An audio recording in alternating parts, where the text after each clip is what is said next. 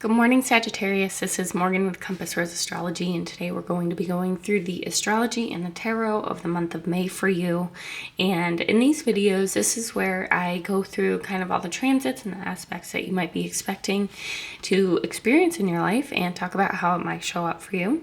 And then I try and tie it in with a tarot story, go through and pull some cards for you for past, present, and future. And then after that, we pull an oracle card to tie in one last message from the universe here for you. And these are general readings. I do these readings from the rising sign perspective. So you can see over here on this little board, we have the Sagittarius on the ascendant in the first house. And that means that these are general readings, so take what resonates and leave what doesn't. But I do suggest that you watch your sun and your moon video to get kind of more of a holistic, more personal idea, maybe if this video doesn't fully resonate with you, to get kind of a more idea of what might be activated and showing up for you depending on where the sun and the moon are in your chart, because they might be a little bit more powerful for you this month. Excuse me. And yeah, so I do want to apologize also.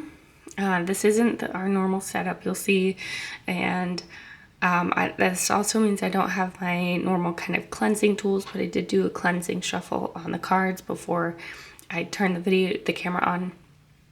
So I brought in the intentions for clear, constructive, personal messages for you, Sagittarius, and to leave any negative energy behind. So just so you guys know, and I promise next month we'll be back to our regularly scheduled setup. So thank you guys so much for being understanding and everything. Yeah, let's just jump in with our astrology chat of the video. The first thing that's happening for you, Sagittarius, this month is that on the very first day of the month, on May 1st, Pluto is going to begin moving retrograde back through Aquarius and will move itself into Capricorn in June. And so what that means is that any of these themes and experiences you've been having since Pluto first went into Aquarius, they will now be kind of slowed down, and you might feel like you have to redo some things, or you're revisiting some things, because that commonly happens with retrogrades. And another big thing that we have this month is that we have a full moon eclipse on the 5th in Scorpio, which is your 12th house.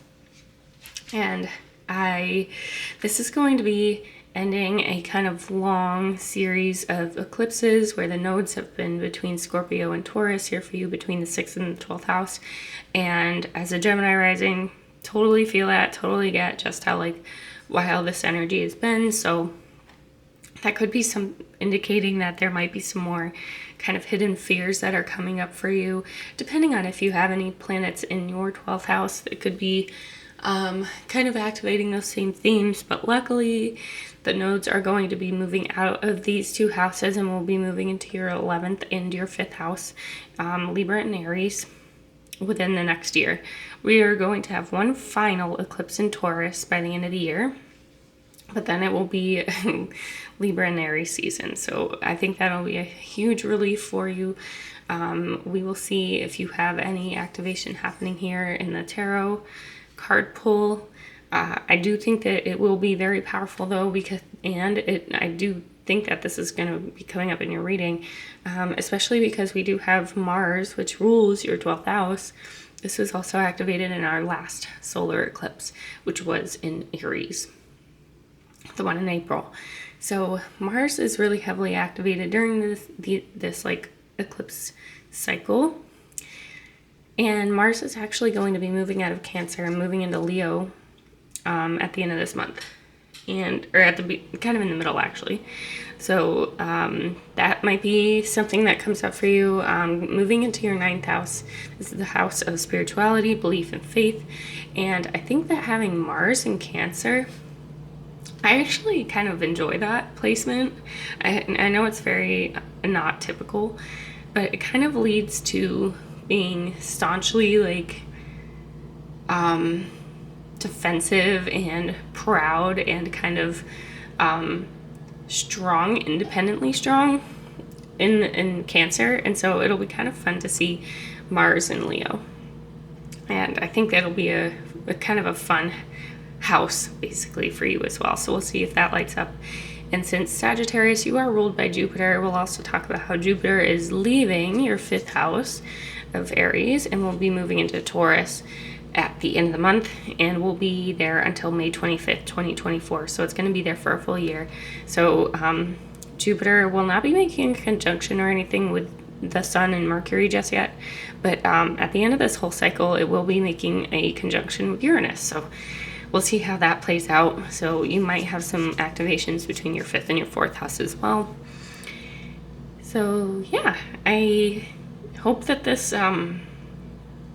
kind of helps explain it right at the beginning. And right now, let's just jump on in and start in on your tarot reading.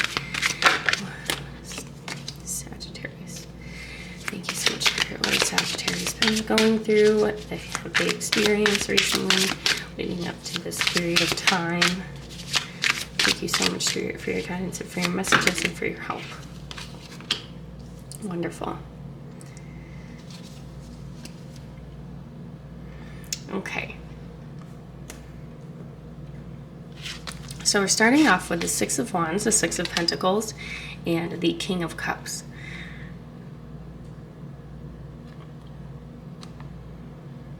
So right off the bat, what we're seeing is that you definitely are having this whole eclipse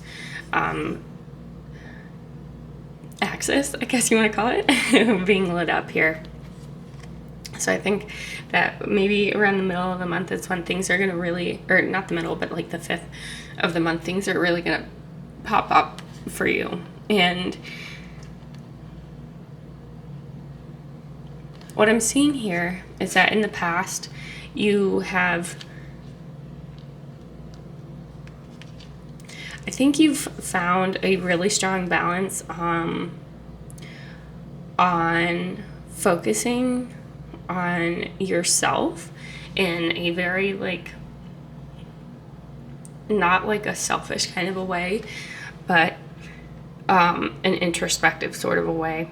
And the thing about these houses is that it's an internal balance and a physical balance. The 6th house is very much about physical health, and the 12th house is about mental health. And so what I'm seeing is that you have become a lot more, or had maybe been forced to become a lot more compassionate towards yourself in order to heal something that was very strongly imbalanced around you. And this could be that there was something that was like negative in your mind that was really influencing your physical health, or vice versa. Perhaps there was something that you were doing that was making your body hurt, and it in turn was affecting your mind. And for example, if this was like more of a mental thing, maybe there was just a large amount of stress that you've been holding on to for a really long time, and it in turn is really affecting your body. Maybe it like triggered an autoimmune disease or triggered some sort of like unhealthy eating habits, so that you are consuming the wrong kind of food that is like in turn making your stomach hurt really badly, or something like that. Or maybe it could be more physical, where you maybe have some vices or something that aren't entirely good for your mind. Like maybe you like to indulge in sorts of food or vices. Could be like, these are just examples, by the way, it doesn't have to be exactly, but it could be like that maybe you like to kind of escape a little bit through like maybe drinking, or like mind-altering kind of herbs or something, you know? And it in turn kind of made you a little disconnected from reality for a while.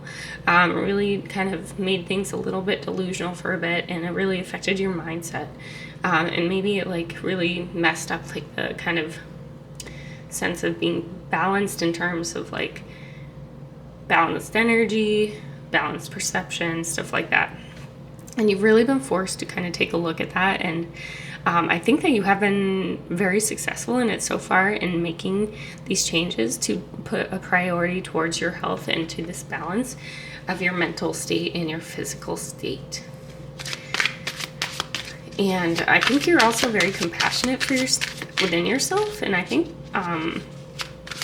you have a better idea of what triggers you and what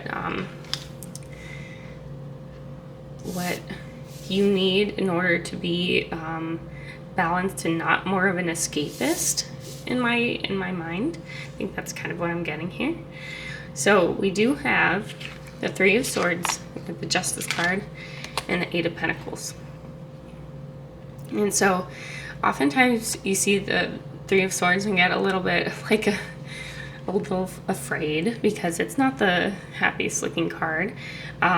It just, like, to me, it means that in this moment of time, I think you are actually dealing with going through processing some emotions that possibly you haven't had to deal with before, and it could have been because of this balance here between your 6th and 12th house.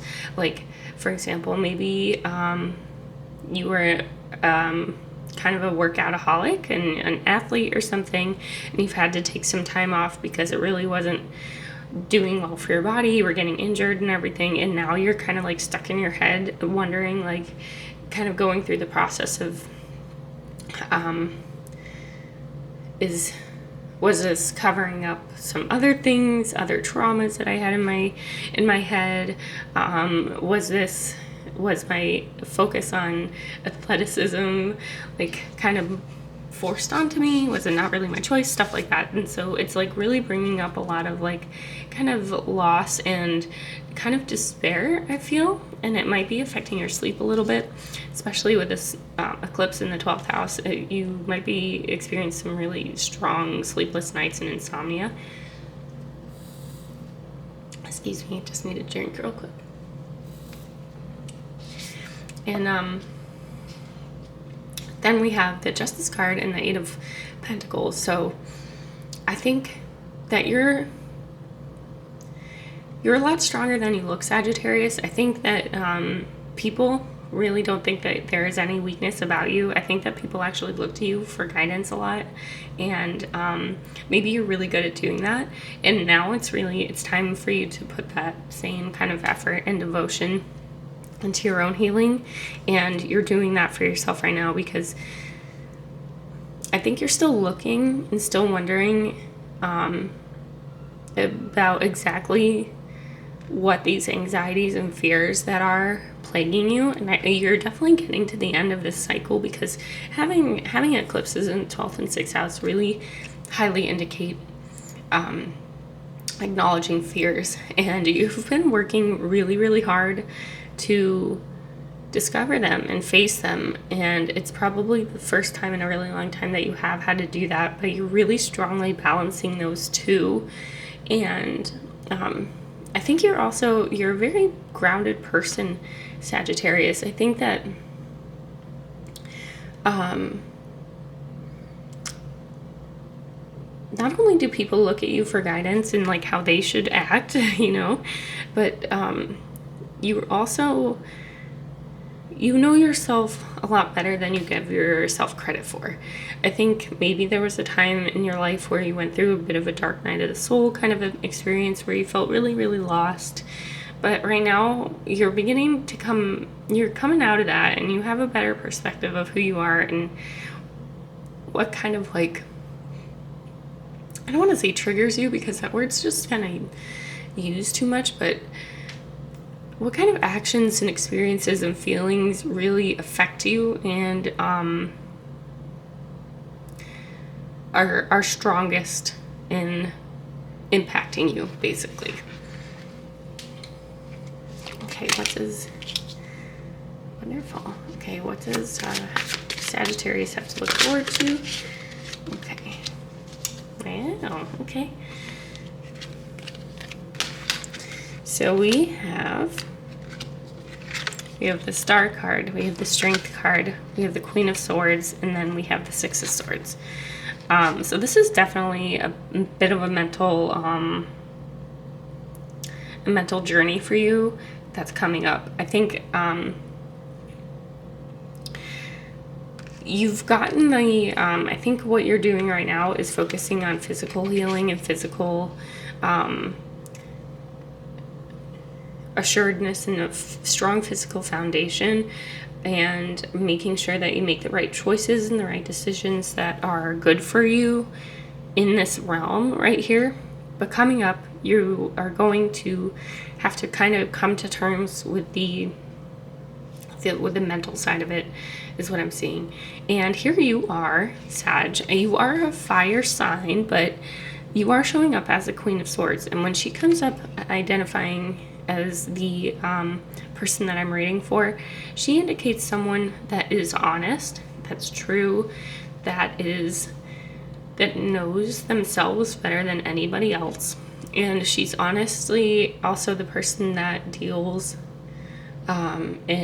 she's the person that deals with balance. Like, she is the Libra card, so maybe you have some like Libra placements as well in your chart, or Virgo too.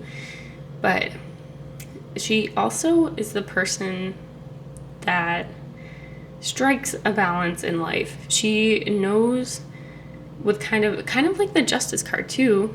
So you might have some really strong Libra, because the Justice card is also Libra. You might, but we also have Leo showing up here in Aquarius, so you might just have some strong like air placements, and maybe obviously your fire sign too. But the Queen of Swords, she knows when to cut things off and when to start anew.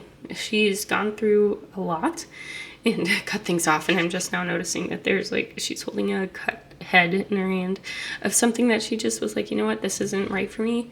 I'm gonna just keep moving forward. I'll use this as an experience to keep me honest and true to myself going forward, so I don't make the same mistakes again. And we also have you moving away from some sort of trauma or childhood like experience that really affected you. And I think that's where this is coming from, this kind of axis here that keeps getting lit up for you. It could be, and especially because like this card does indicate a lot of the 8th house experiences, like childhood trauma, stuff like that, and what you bring with you into this lifetime from experiences of ancestry and what they pass down basically to you. And I think in the tarot, the universe here is telling you to move forward with hope, and also blending those two worlds of yours, the physical and the mental, and making sure that they're in harmony with each other, basically.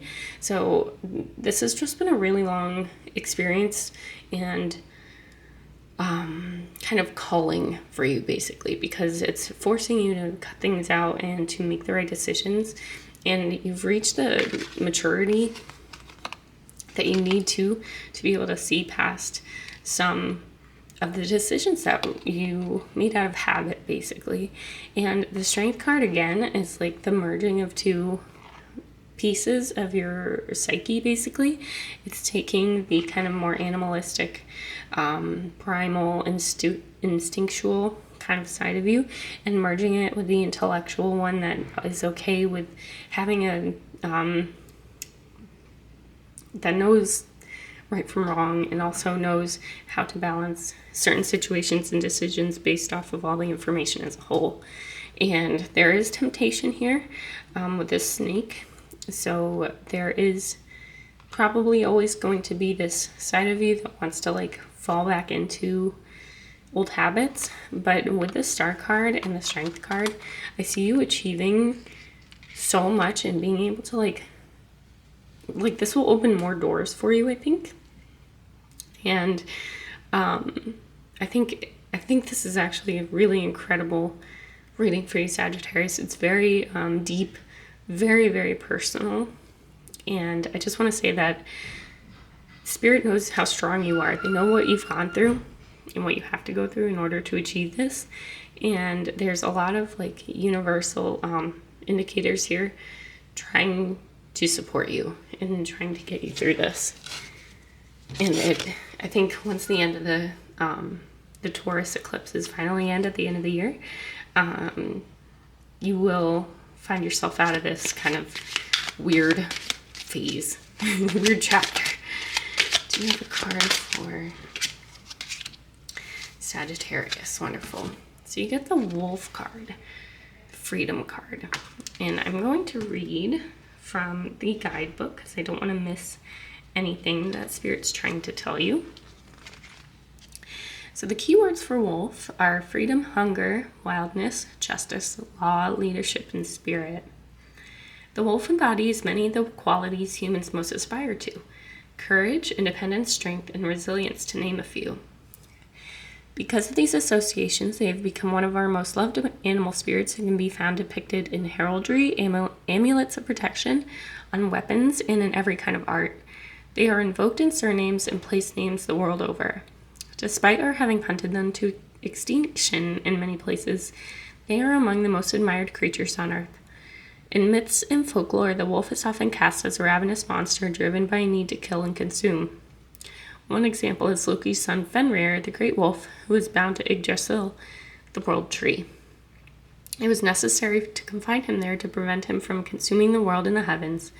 In tales such as Little Red Riding Hood or the Hungarian folk story The Big Bad Wolf and Three Little Pigs, wolves are compelled to consume. The old saying about the wolf at the door is used to describe hunger, lack, and financial need in short desperation. This leanness and all-consuming hunger is but one aspect of the wolf. It also represents justice, law, and the natural order of things. Early Christian lore tells of wolves cooperating with humans and acknowledging acts of kindness with reciprocity. One example of this can be found in the life of Saint Molua. The saint once took pity on a pack of starving wolves that were lingering near the monastic settlement. He gave them a cooked calf, which the animals accepted with ravenous gratitude. Saint Molua decided this would be an annual event. In return, the wolves began to act as watchwolves that kept thieves and other predators away from the monastery's livestock. Despite the cliche, the lone wolf, wolves have strong family instincts and mate for life. In a reading, all domestic dogs are descendants from wolves.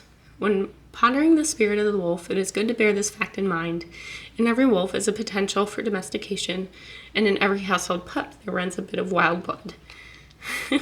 Wonderful. The spirit of the wolf beckons to our wild blood. It reminds us of the exhilaration of the chase, the sweet pain of desire, the satisfaction of satiation. The wolf and the dog are divided halves of a whole, just as we are divided in ourselves. One half of us is civilized and concerned with the quotidian, while the other longs for freedom, runs in shadows, and howls at the moon. If this archetype sings loudly to you, it may mean that you need to reconnect with your feral self. The wolf can inspire us when we have become complacent, excessively comfortable, and have lost our fighting edge. What are you passionate about? What are you hungry for? If you can't answer these questions, you may have become more lapdog than wolf. In its inversion, the archetype represents insatiable, mindless hunger. It represents the corruption of desire and the destructive pursuit of pleasure or ambition. The wolf reminds us that freedom does not equal chaos. In groups, wolves are highly organized, forming tightly knit packs that hunt together and protect each other. Wolves are sensitive to hierarchy and loyal to their fraternities. The wolf may be admonishment against chaos and destructive behavior, a warning against narcissism. The spirit does not guide us to wallow in the shadows. Rather, it encourages us to take power from all aspects of ourselves, light and dark. Sag, I don't think I could have picked a better card for you after what came out through here below. And with this just merging of like two sides of someone's nature, I think this is the perfect card for you, and I'm so excited that it came out. The universe was really kind of hammering that home, huh? Okay, so that was your reading. I really hope that it resonated with you, and I would love to hear if there are any stories that you have that resonate to the astrology or the tarot. Feel free to comment in the chat below, because I would love to hear from you, and I'm just so grateful to have you here, and I really, really appreciate you watching, and I'm so happy that this video found you, and I can't wait to see you in the next video. Bye.